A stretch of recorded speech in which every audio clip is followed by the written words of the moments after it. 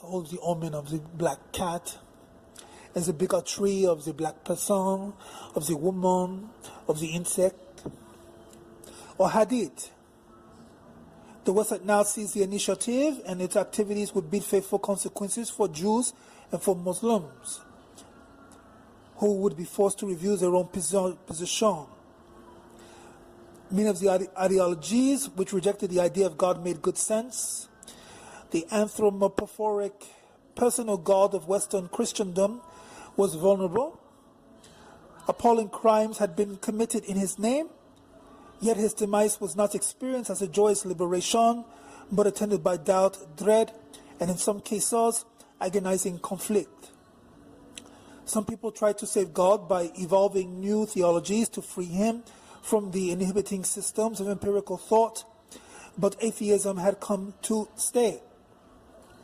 There was also a reaction against the cult of reason. The poets, novelists, and philosophers of the Romantic movement pointed out that throughout rationalism was reductive because it left out the imaginative and intuitive activities of the human spirit.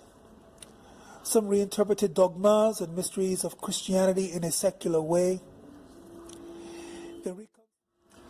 This reconstituted theology translated the old themes of heaven and hell, rebirth, and redemption into an idiom that made them intellectually acceptable to the post-Enlightenment, depriving them of their association with supernatural reality out there.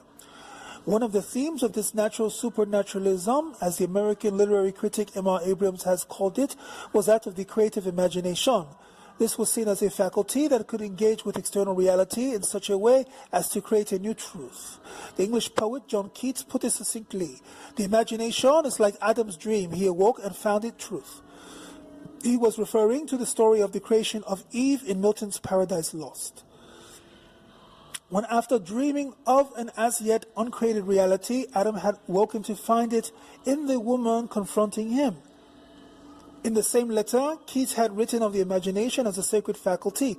He said, quote, "I am certain of nothing but the holiness of the heart's affections and the truth of the imagination. What the imagination seizes as beauty must be truth, whether it existed before or not." Reason had only a limited role in this creative process.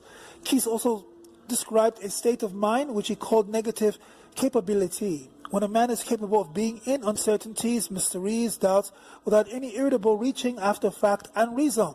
Like a mystic, the poet had to transcend reason and hold himself in an attitude of silent waiting. Medieval mystics had described the experience of God in rather the same way.